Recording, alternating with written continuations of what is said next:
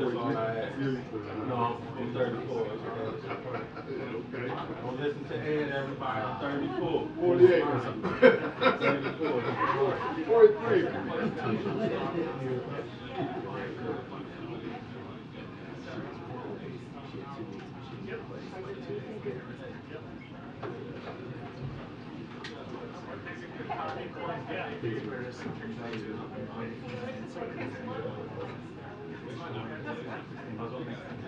I thought he was back. Yeah.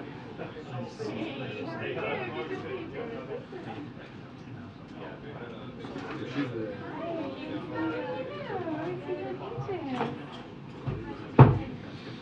You know, super busy. It's like never ending. Just won't stop. Like you can't think you're doing it.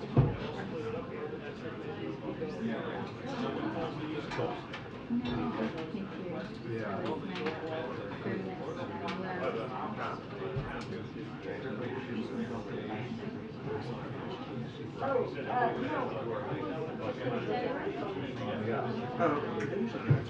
Yes. Oh, okay. Really? Yeah, I've heard from people did that.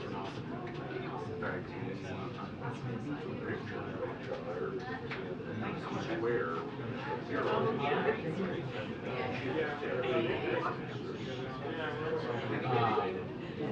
be with that. But we should definitely do that soon. Wow. Hi.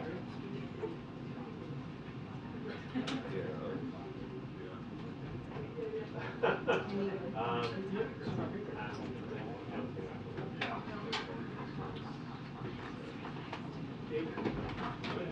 I'm so sorry. I didn't see your camera. I made a mess here.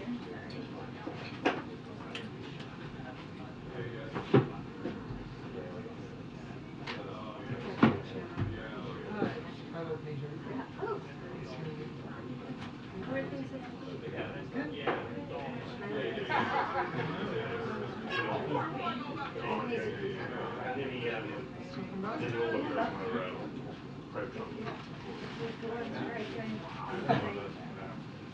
edging our way further into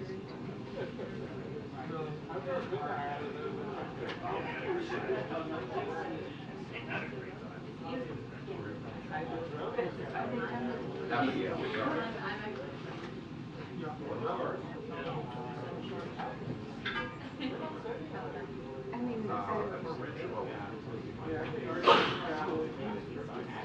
Originally, the book ended in Washington, 43 years.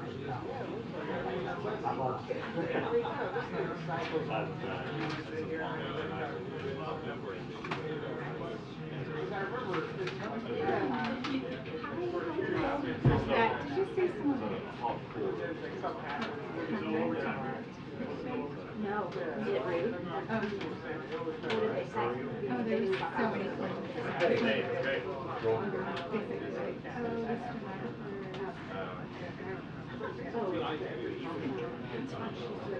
Yeah, we're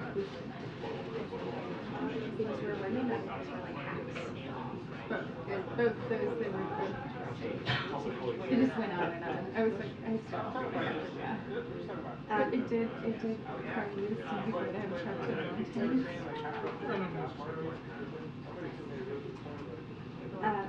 That is ridiculous. I hate Twitter. Not Twitter, but every once in a while something strikes me. Like, that would be nice to do. You know, just not just straight with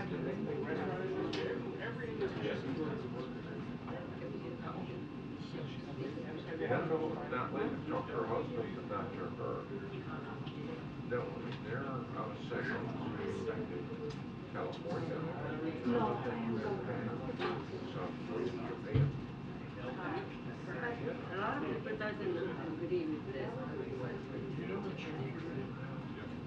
You've got a real common enemy, you know.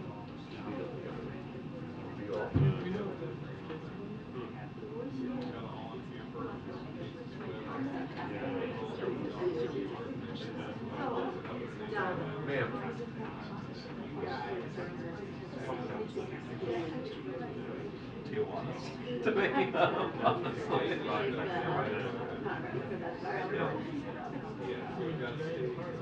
Yeah, that's right.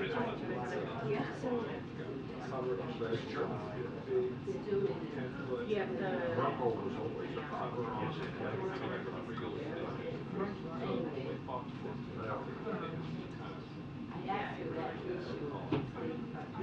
What did they say?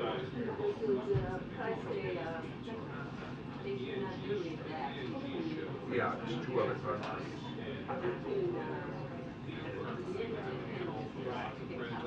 Sister in Harris. Yeah.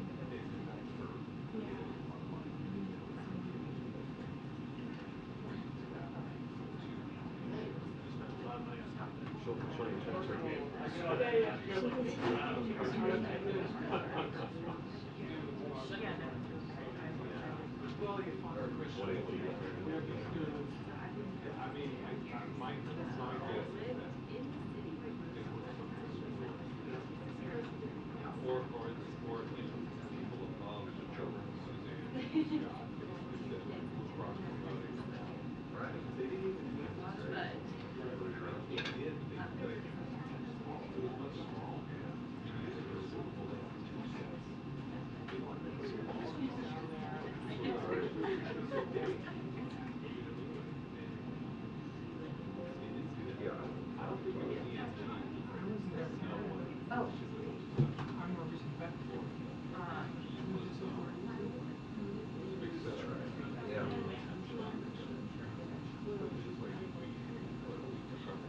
Yeah.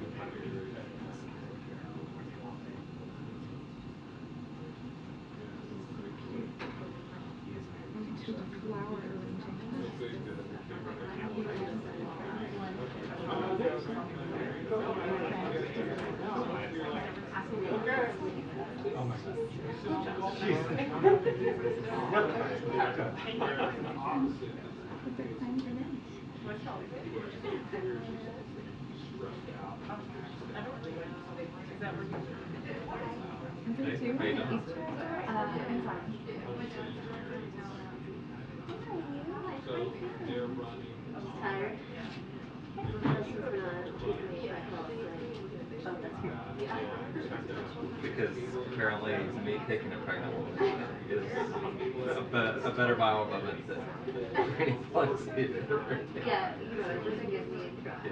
Just That's what I'll know to end everything when it calls me. so we got Oh, to find it. that's what I, yeah. Yeah. That's funny. Oh. Oh, yeah,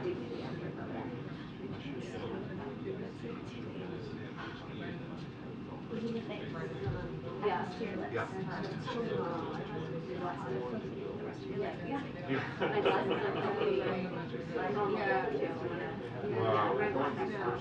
I was like very cool. Yeah. Yes. Do that.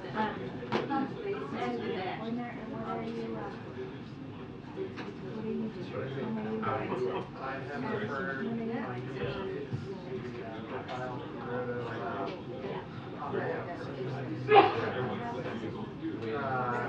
told him, he said pretty much Yes, That's that's. him on that one time. So as you know, industrial policy.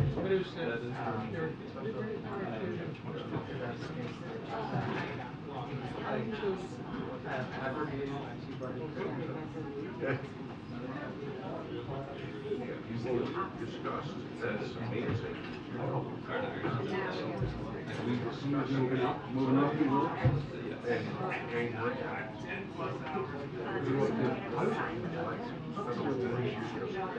It was a great profile. So you were, you ready to see that? No, I know. She's going to some I'll have to get by next year.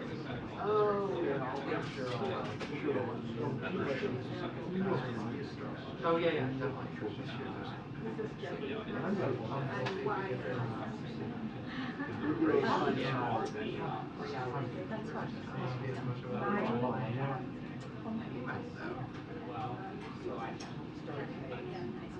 Just talk about Steve Irving.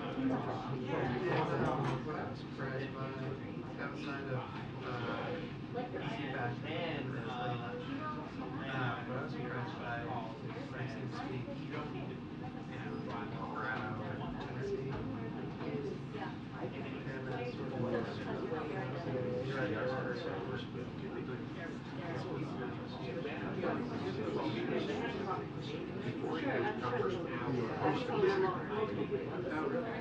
Kansas used to go.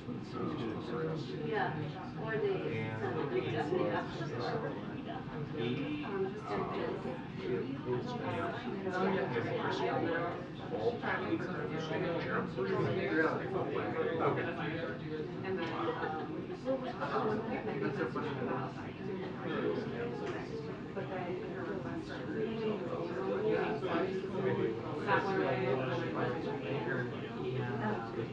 Okay. I remember I profiled him watching that. When are you guys going to Los Angeles? Yep. Next week.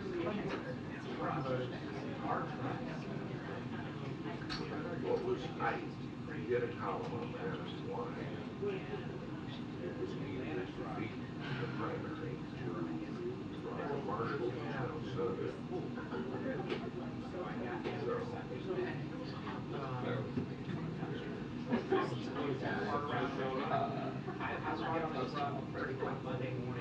well, it's listed like 50,000 registered for Has two adopted children. which is my husband to work. It's that is. Yeah, so everybody does I it. didn't know that.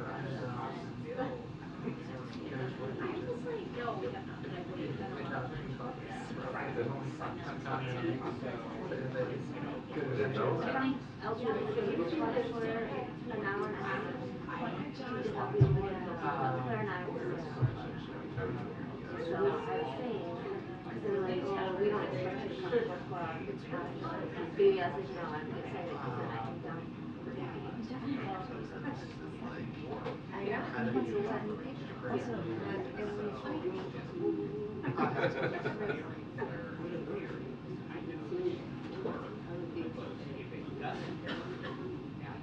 Reading the book on the other hand. I know, that might be a challenge. You might have to be like, well, the cover is really good. And What's the years like that?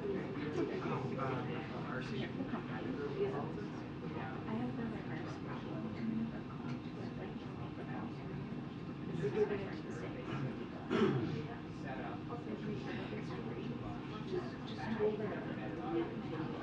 I used to read manga.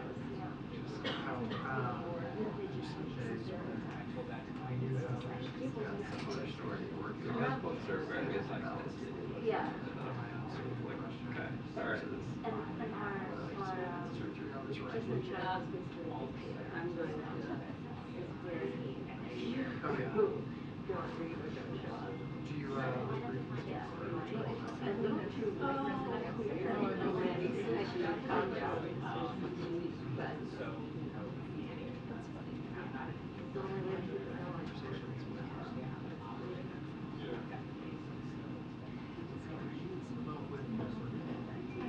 Attention, 2 minutes to the press briefing. 2 minutes to the press briefing. Thank you.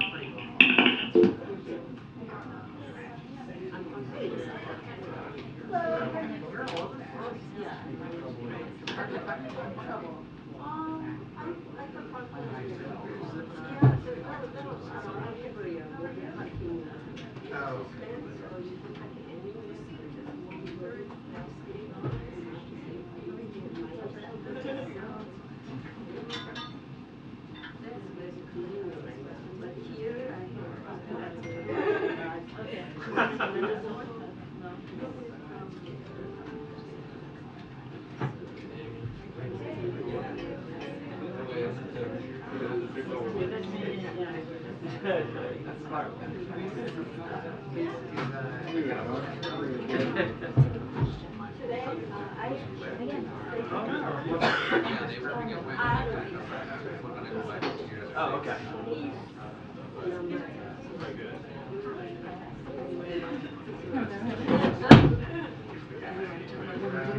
You were racist. I'm trying to will it. Hi. Oh, Struggling.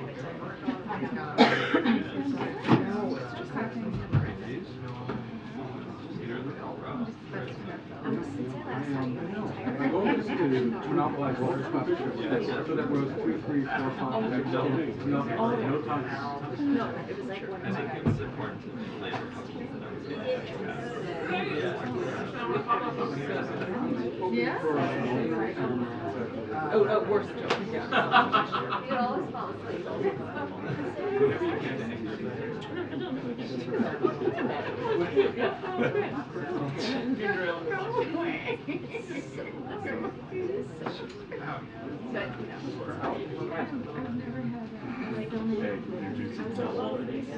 Well, that's not true.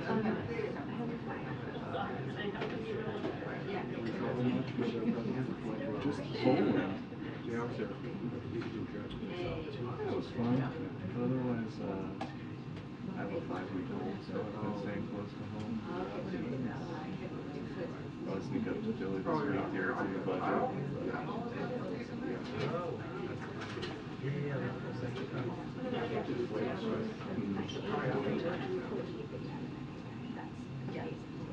It must be hard to work at it if they don't want to hear from you personally.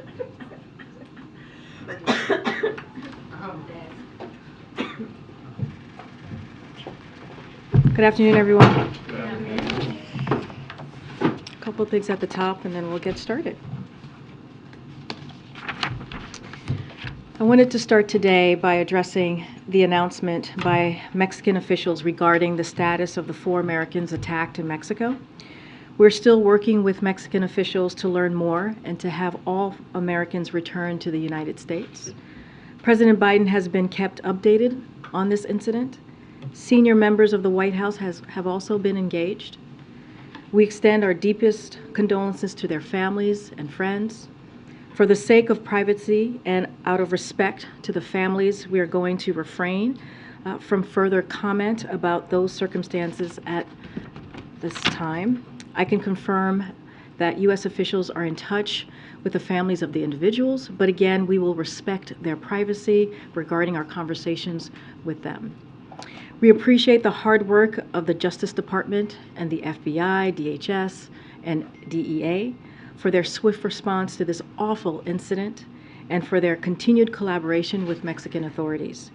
These U.S. agencies remain in close touch with their counterparts, and we expect that they will share more as they can.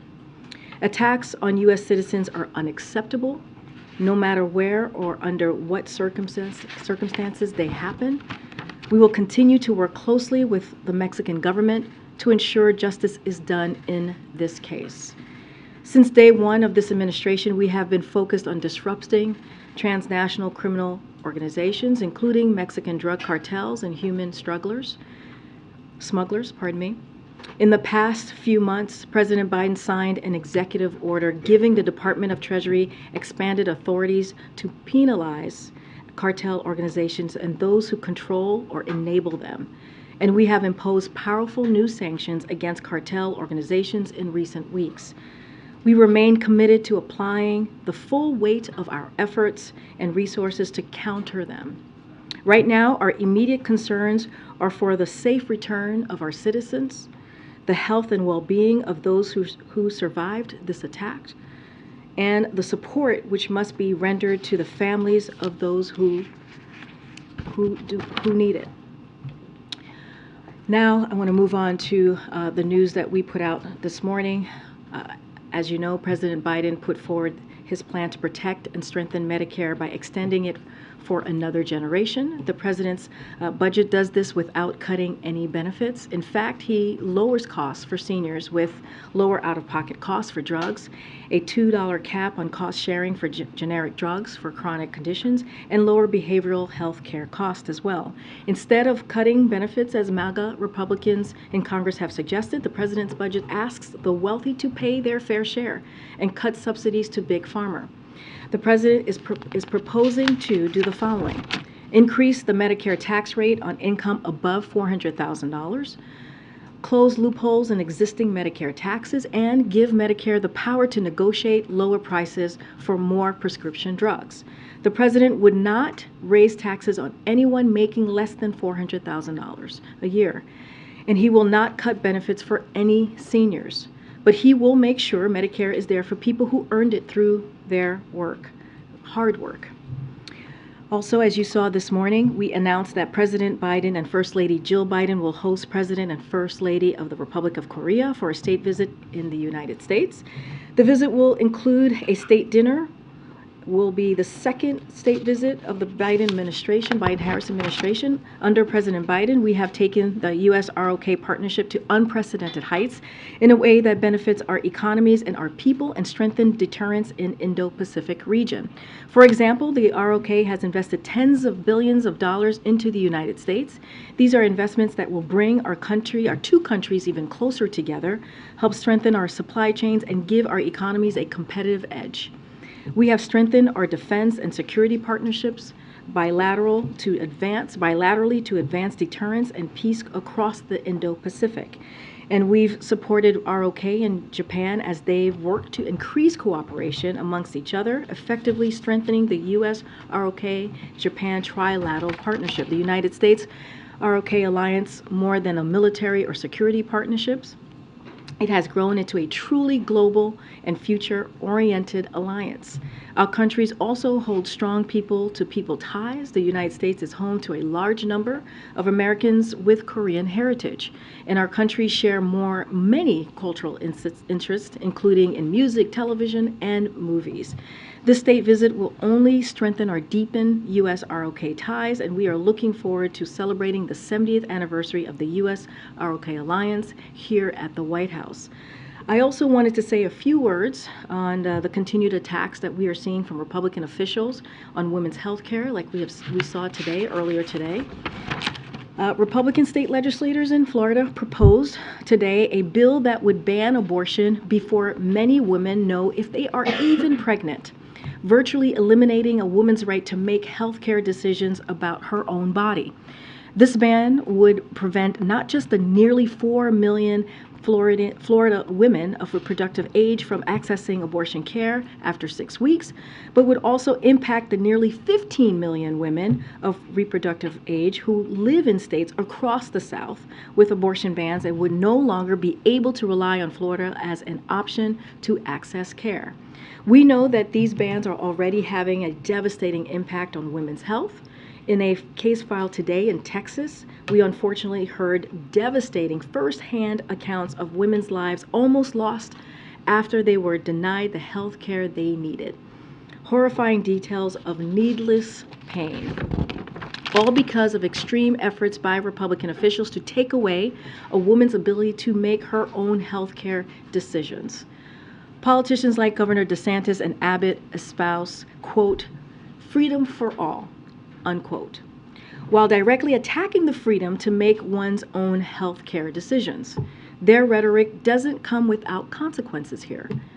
The stories told today in 2023 in the United States of America are shameful and completely unacceptable. Like the overwhelming majority of Americans, the president and the vice president believe women should be able to make health care decisions with their own doctors and families, free from political interference, period. They are committed to protecting access to reproductive care and continuing to call on Congress to restore the protections of Roe v. Wade in federal law. And finally, I want to say a few words today about the actual date of the 58th anniversary of Bloody Sunday, which is today. As you all know, the President traveled to Selma on Sunday to commemorate this important day so that history can't be erased. He talked about how the continued fight for voting rights is integral to delivering economic justice and civil rights for Black Americans across the country. And today I wanted to highlight some of the historic gains the President has made on racial equity. 2 years into this administration, the President has done the following: brought Black unemployment to near historic low, provided almost $6 billion to HBCUs, lowered prescription drugs and energy costs for seniors, nominated more Black women to federal courts than any president before him, cut Black child poverty in half, and this administration is replacing lead pipes and delivering clean water across America. There's more work to be done, and we understand, the President understands, that we need to continue fighting to finish the job. With that, Colleen, you want to kick us off? Sure, thank you. So the President said that his budget is going to extend Medicare solvency for, I think, 25 years. Can you walk us through the math a little bit on how that would work? So I'm not going to dive into the math here. The President's going to lay out his budget, as you know, on Thursday, which will be very detailed and transparent, which is something that the President said he was going to do to make sure that the American people see for themselves how the President sees moving forward on the economy and doing it in a fiscally responsible way. As you know, you've heard me say many times, we welcome Republicans to do the same, House Republicans to put forth their budget, and also in a transparent way. So I'm not going to break it down into specifics here. Again, it'll be transparent and you all will see it on Thursday. But I'll say more broadly as it relates to Medicare and the announcement that we made today. As you know, Americans have been paying into this particular program since their first job, some of them since they were teenagers. And elected officials, we believe, the President believes, has a duty to ensure this lifeline is available for generations to come. And so we're going to do this. We're going to make sure that rich pay their fair share, and by cutting big pharma subsidies to lower costs for seniors and ensure Medicare's durability aren't big ask. And we believe that this is an obligation. This is an obligation that elected officials have. And again, you'll see more of the President's budget on Thursday. On immigration, so we're hearing that this idea to detain families in detention, again, is one of a lot of policies that are currently under consideration, as Title 42 restrictions are going to possibly end on May 11th. So I wondered if you can rule out family detention, or what can you say about the idea that, you know, families may or may not be detained, migrant families may or may not be detained at the border. So I'm not going to go in on rumors that are out there or conversations that are happening at this time. The department, as you know, as you just noted, Colleen, the Department of Homeland Security is certainly continuing to prepare for the eventual lift of Title 42.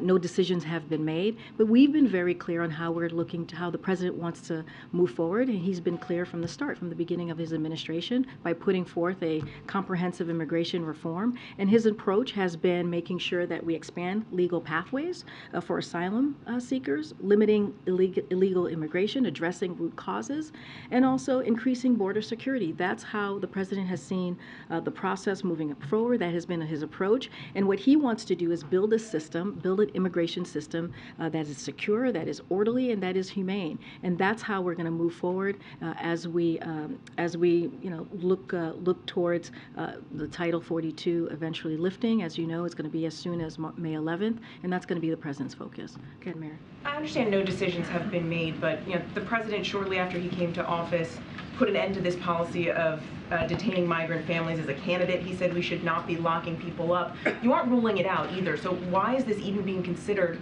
as a possible option now? I'm just not going to comment on rumors that are out there. I'm not saying it's being considered. I'm not saying but I'm not saying it is, and I'm not saying it is not. I'm saying that I'm not going to speak to rumors. There are rumors out there. Clearly, the Department of Homeland Security is working through ways on how to move forward once Title 42 is lifted. I'm just not going to get into speculations. I'm going to let them do their work. But I will say, and I just laid this out for Colleen, we have laid out over and over and over again, putting forth policies on how the president sees the process moving forward, right? He is going to use the tools that he has before him to make sure that we deal with an immigration system, or we build an immigration system that's, again, safe, orderly, and humane. And we've increased, expanded legal pathways for immigration. We have tried to limit, worked very hard to limit illegal immigration into this country also by making sure that the border was secure. Again, this is something that Republicans could work with us on. He put forward an immigration policy, a comprehensive immigration policy on day one, but what we're seeing on the other side is political stunts. That's what they want to do. We're not looking to do political stunts. We're looking to deal with a real issue. Imagine the president is looking for a way to tackle this issue that is safe, orderly, and humane. Is there ever an instance in which he thinks detaining migrant families can be safe, orderly, and humane? I'm just not going to get into, again, that's diving into speculation that's out there, rumored conversations. What I can lay out to you is his approach, and we've been very clear on our approach these past 2 years. Just one more. Is there a hope here that the threat of family detention may be a deterrent? Look, this is a rumored conversation that I'm just not going to weigh in, even by answering that question. I'm just not going to weigh in into rumors that are out there. Go ahead. So on the inflation question, Chair Powell has been testifying today, has sent some very, very strong signals to the market that rate increases could be coming. I realize you can't speak about the Fed, but what is your sense about the questions that they were getting about the role that corporate profits have played in fueling inflation, and whether that is an important factor to consider, and what would you say about just the January data? In terms of waiting to see perhaps if that data is confirmed. So I just want to be very careful. You stated it, but I have to state it from here that the Fed is independent and we do not comment on their policies. So I want to be very mindful. The president believes that it's important to give the Fed the space needed to make decisions on monetary policy, and so we're going to do that. As it relates to inflation, our economists have been very clear. As you're asking me about data, they view the recent inflation data, or recent inflation more specifically, and jobs data as well, as evidence that the president's economic plan is working. We're seeing inflation starting to moderate. Inflation has come down than where it was almost a year ago. If you look at it more globally, and where we were a year ago, we have seen inflation moderate. And so and this is happening while the president has continued to grow the economy. You've heard us say this many times. We're an economy that grows from the bottom up, middle out. And so that's what we're focused on. We're focusing on what we can do as well to lower costs for American families. That's what you're going to see from the president's budget on March 9th. And that's what you're seeing from what we even announced today with Medicare. That is what's important to the president as well. As it relates to, Chair Powell being on the Hill doing the hearing, I'm just not going to comment on any specifics to that. So your FCC nominee apparently has withdrawn their nomination. Can you confirm that that has happened, and what is your take on why? So just a couple of things we want to say on that. We appreciate Gigi Son's candidacy for this important role.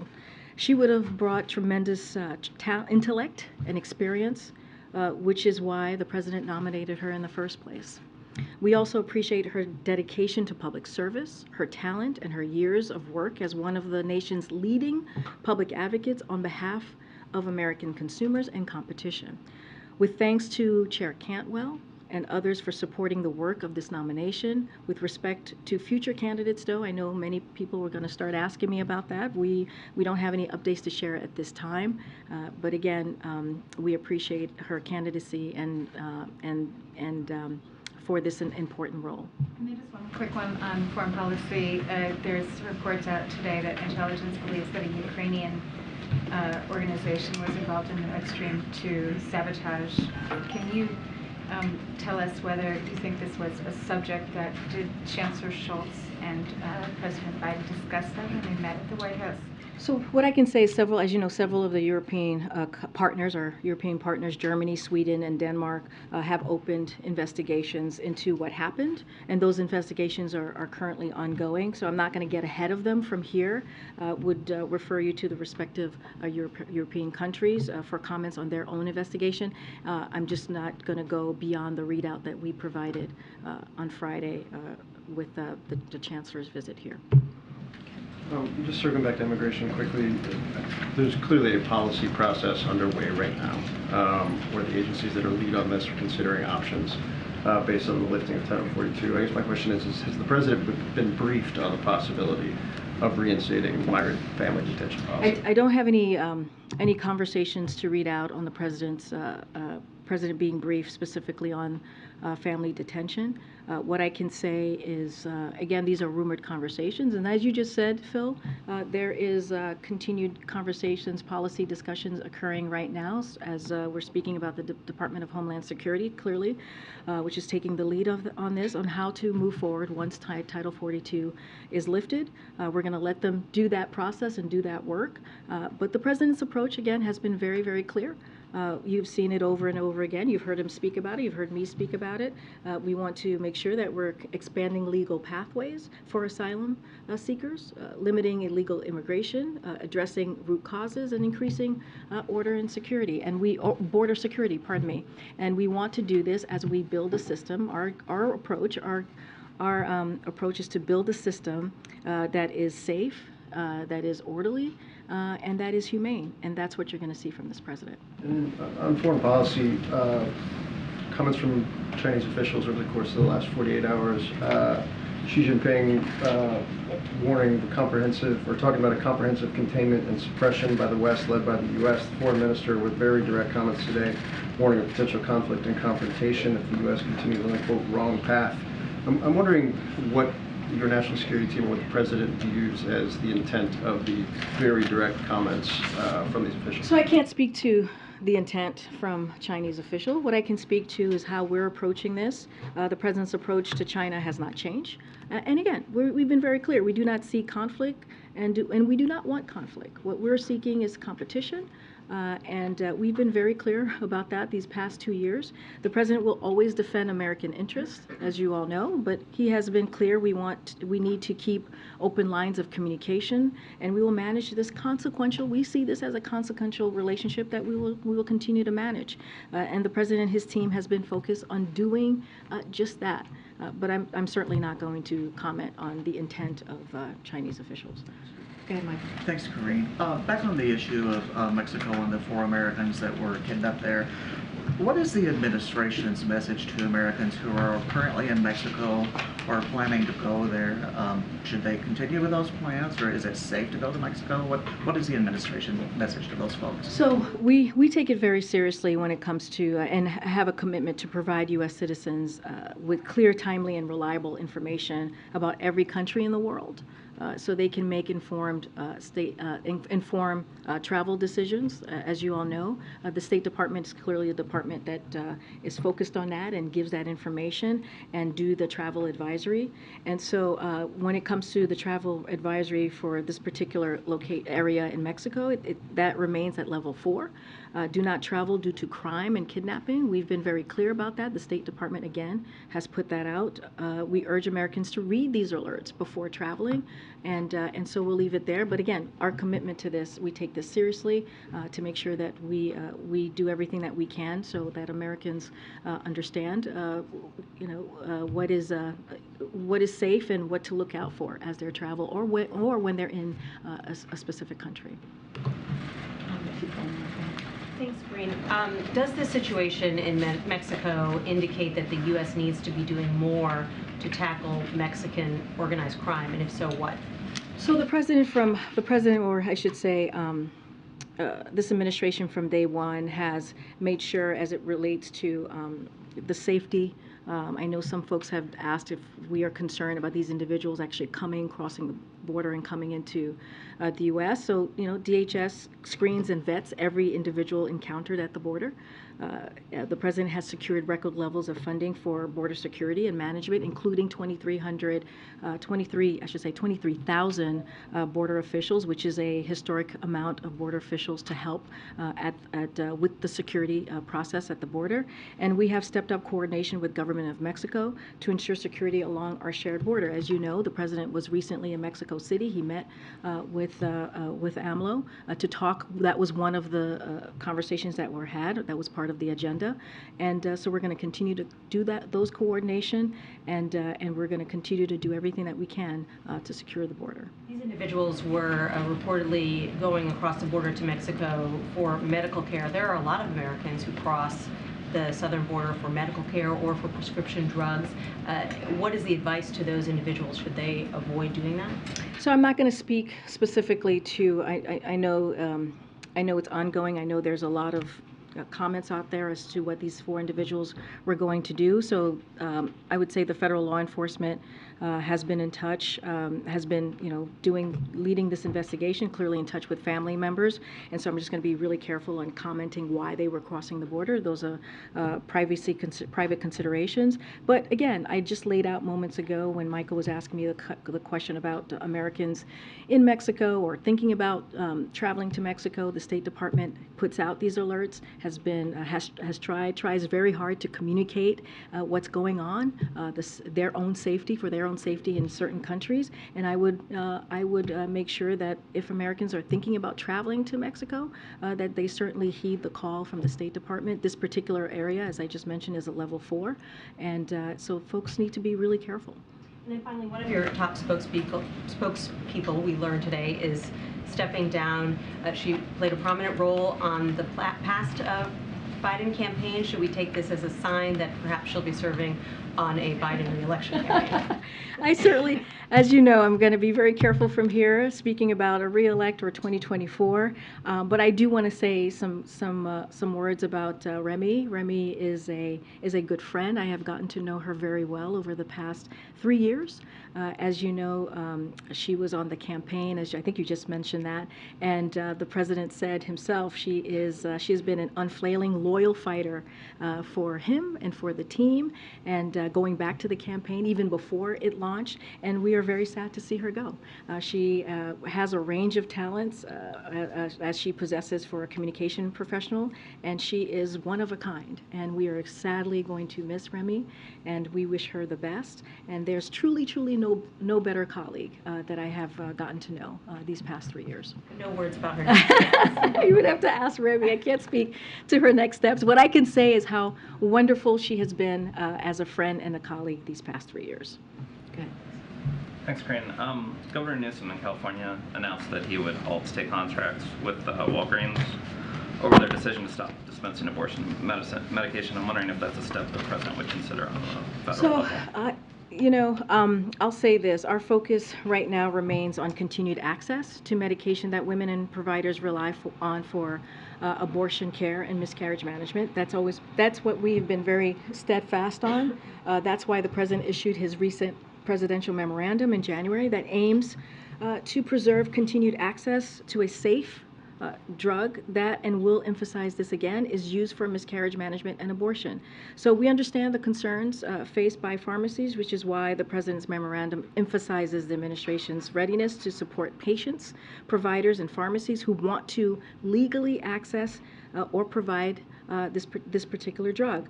So I do want to speak, say one note about Walgreens. They clarified its position on working toward providing this medication where it is legal, but I refer you to the companies or the states for any follow-up. Again, we have a focus and to make sure that women have access to important health care needs, and the president is going to continue to fight for this. That you've heard the vice president over the last couple of months also continuing to speak on this, and that's what you're going to hear from this administration. The president's announcement this morning on Medicare largely paid for that extension through an increase in payroll taxes on those making over $400,000 a year. Can we expect, since the president's also made Social Security a key sort of plank of his economic plan, that we should see a similar increase in Social Security taxes? So I'm not going to get into, we shared Medicare today, and we'll share probably more parts of his budget in the upcoming day or two. Just not going to get into specifics on that, but we'll say the president's commitment hasn't changed. What we see right now is that the biggest threat to Social Security are Republicans.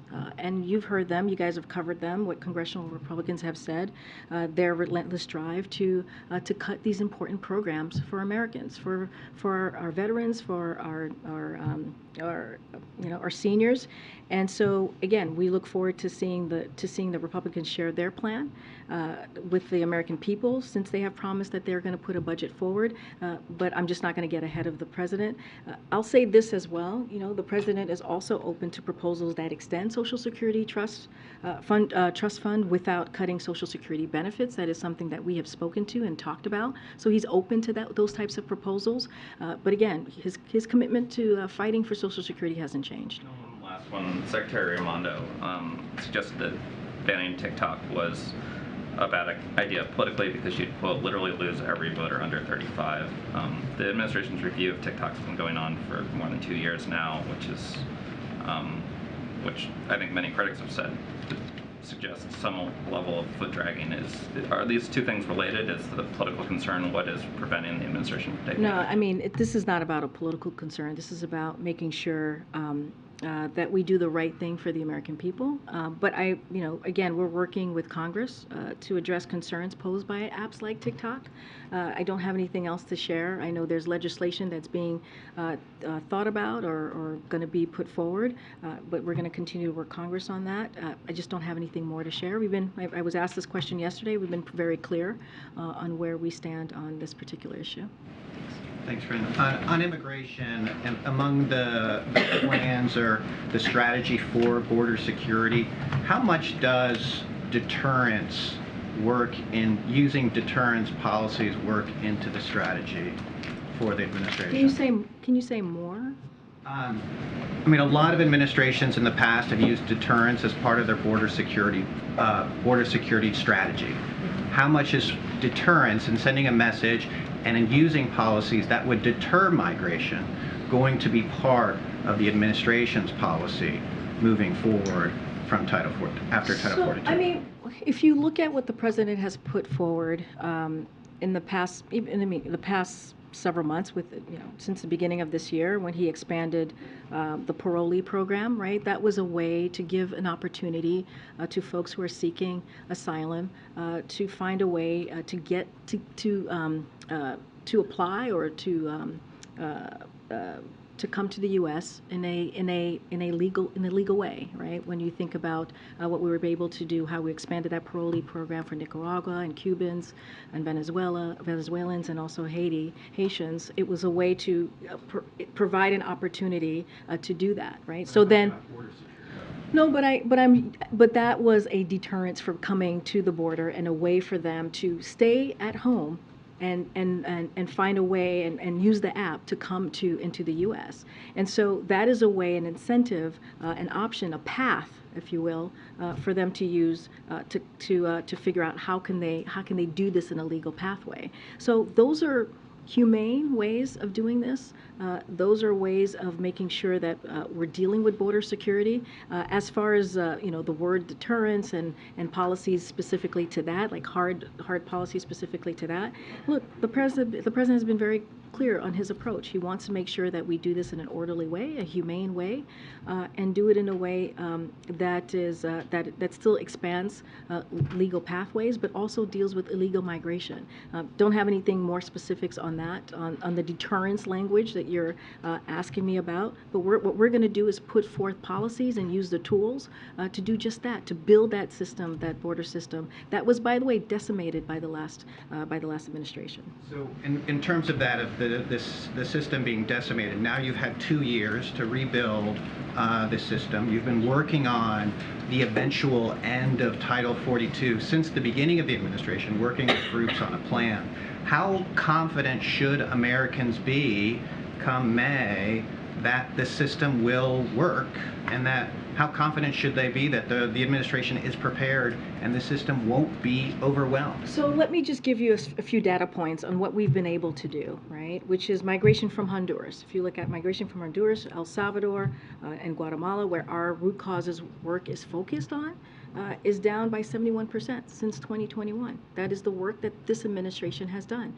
I just talked about migration from Venezuela, Nicaragua, Cuba, and Haiti. That is down by more than 95% since we expanded the parole program. That was just parole program, which was just a month or two ago. And that was, again, the president using the tools that he has in front of him to deal with a real issue. Again, Republicans are not doing anything. They're doing political stunts, and the president is actually taking action. Now, he put forth a piece of legislation on his first day in this administration, a comprehensive immigration policy legislation. We would love to move that forward. But until then, we have to use the tools that we have in front of us to get this done.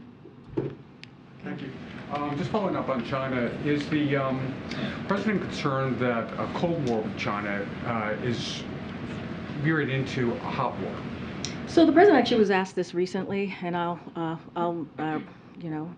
let his words stand. I think he was asked this about a week or two ago, so won't get ahead of the president or won't say more than what the president has stated. Look, we have been very clear on our approach. It's not change. We want an approach of competition, not conflict. And we believe we are more prepared to outcompete China and protect our national security. And that is because of the work that this president has done from day one of this administration. And if you look at many of our efforts towards China, it's been pursued in a bipartisan fashion. But I'm not going to, the president was literally asked this very similar question, so I'll refer you to his comments.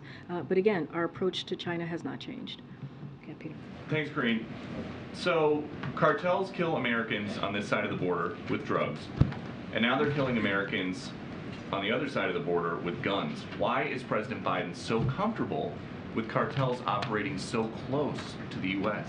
Well, let's be very clear. Let me take on the drug part here, because since you brought this up, because of the work that this president has done, because of what we've done specifically on fentanyl at the border, it's at historic lows, historic levels that we have been able to record a number of personnel working to secure the border because of what we've been able to do. Seizing that fentanyl, we've done it in a historic way. That's because of what this president has done. I just talked about 23,000 federal agents that have been able to be, that we've been able to hire and put at the border to secure the border. On top of that, historic sanctions going after traffickers and other financiers are helping disrupt fentanyl supply chains throughout their flow to the U.S. And we're really expanded access to treatments like that are saving lives, if you think about it, which prevent overdoses, expanding as our fentanyl test strips. And through the removal of the X waiver, anyone registered to prescribe controlled medications can now prescribe life-saving medication to treat addiction. So again, we are seizing fentanyl at record historic levels because of what the president has done to secure our border. And look, we've also coordinated, made sure that we're coordinated our relationship with Mexico to deal with what we're seeing as it relates to violence, as it relates to cartel. That is something, a relationship that we've continued to build with Mexico, an incredibly important partner.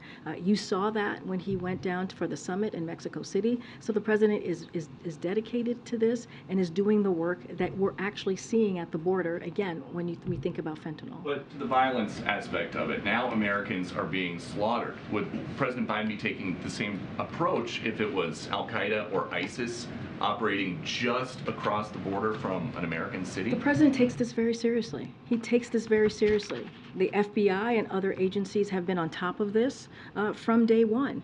And so that's what he's going to continue to do.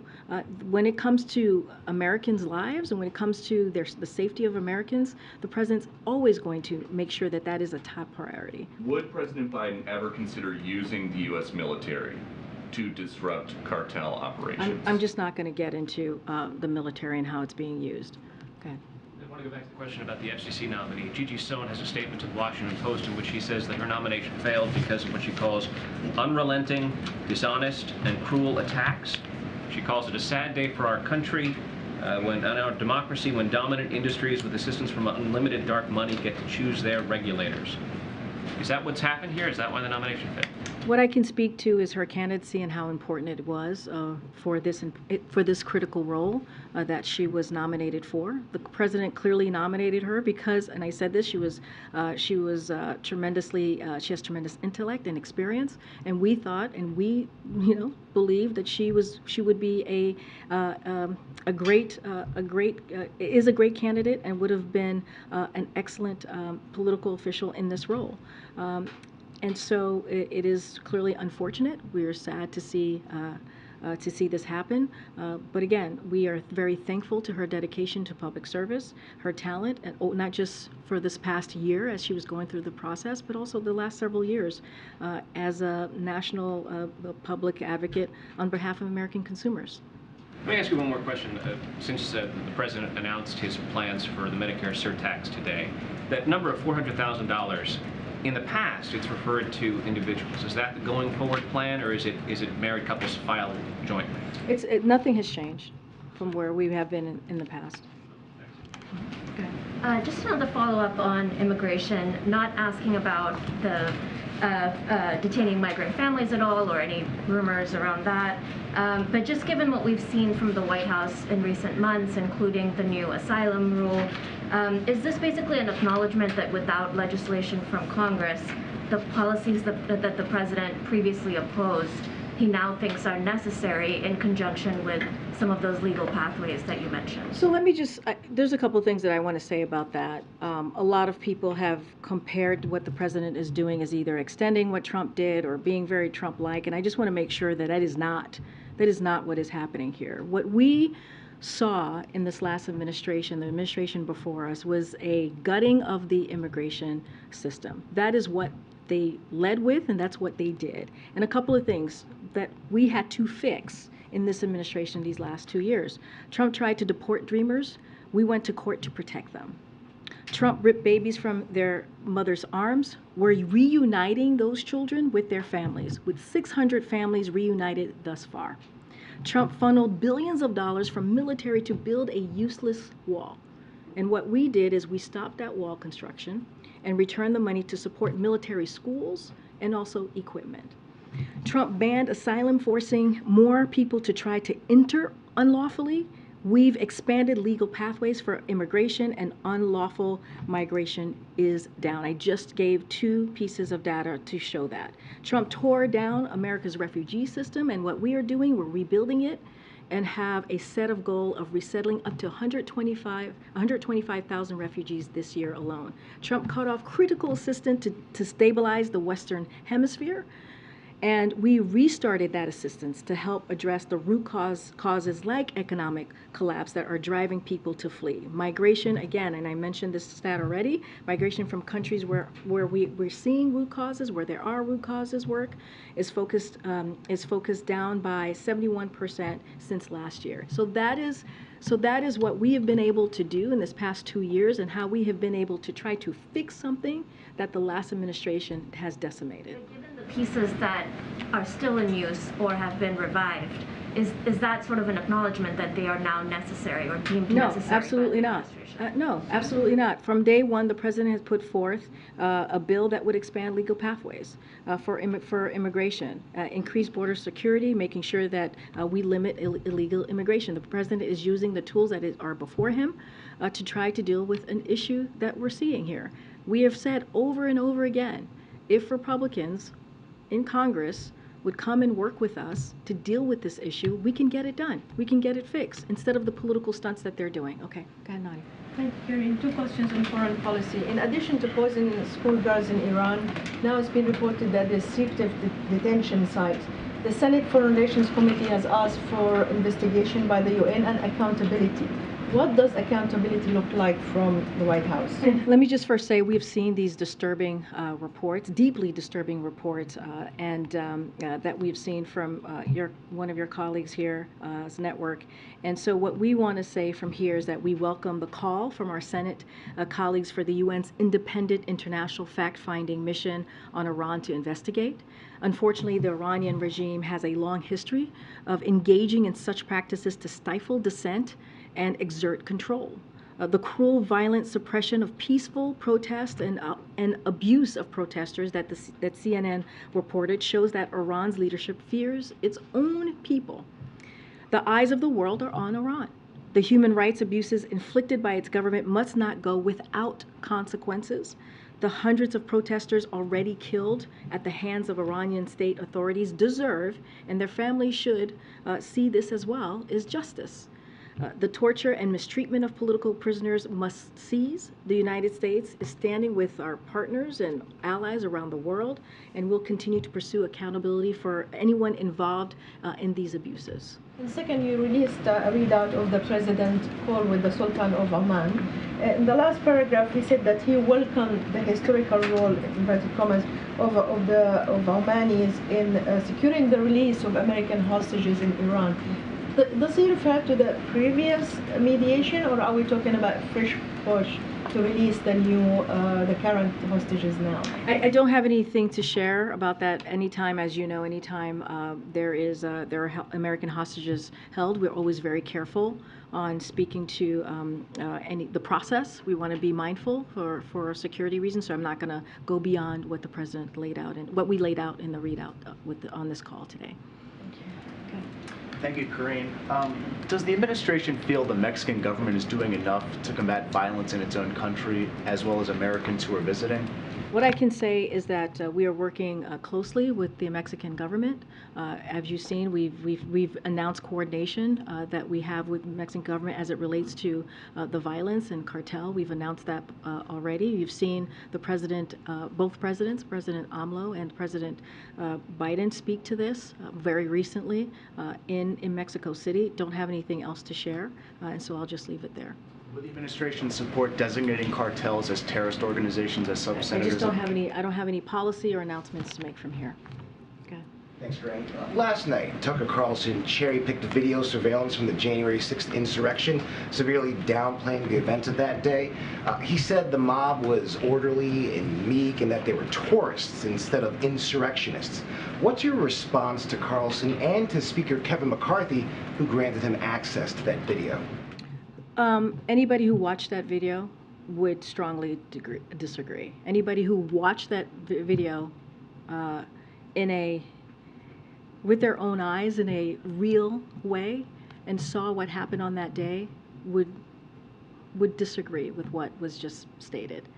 The president has been very clear. January 6th was the worst attack on our democracy since the Civil War, and we should be focused on making sure that never happens again. And so we are certainly, we agree. I know Minority Leader and Senator Schumer have already said this, and would hope that keeping the Capitol and Congress safe and secure remains congressional leaders' #1 goal, and that should be our focus, and that should be what should be considered here.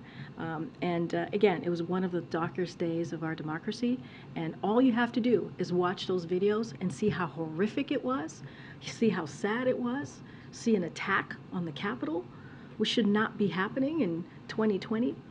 And we got to get down to the bottom of what happened. Again, it was an attack on our democracy. And I'll just leave it there. So is Speaker McCarthy irresponsible? I answered your question. I answered your question. Go ahead. Thanks, Karine. So with the more direct language, I'm asking about China, with the more direct language from the Chinese president and the foreign minister, is there concern that the administration line that they want competition over conflict is seen as weakness by the Chinese? I'm not sure how it's seen as weakness when we are more prepared to outcompete China and protect the national security under this president and because of the work that he's done. Well, I'm going to keep going. I've answered this question multiple times. Go ahead. Oh. Okay. Go ahead. Thanks, Karine. On the White House considering reinstating the family detention, advocates are already calling it shameful. Democrats on the Hill have called it unacceptable, and a number of Democrats and immigrant advocates are calling for the White House to publicly deny those reports. What's your response to that? My response is these are rumored conversations that I'm just not going to speak to. We've laid out very clearly over the past several months, over the last 2 years, how our approach to dealing with immigration. Again, we've been very clear. We're expanding legal pathways for asylum. seekers, limiting illegal migration, addressing root causes, and increasing border security. That's our approach. And we want to make sure that we're building a immigration system that is orderly, that is safe, and humane. That is what the president has been doing, and that's what he's going to continue to do. I'm certainly not going to, again, weigh in on any rumored conversations from here. I'll be back tomorrow, guys. I'll see you tomorrow. Thank you.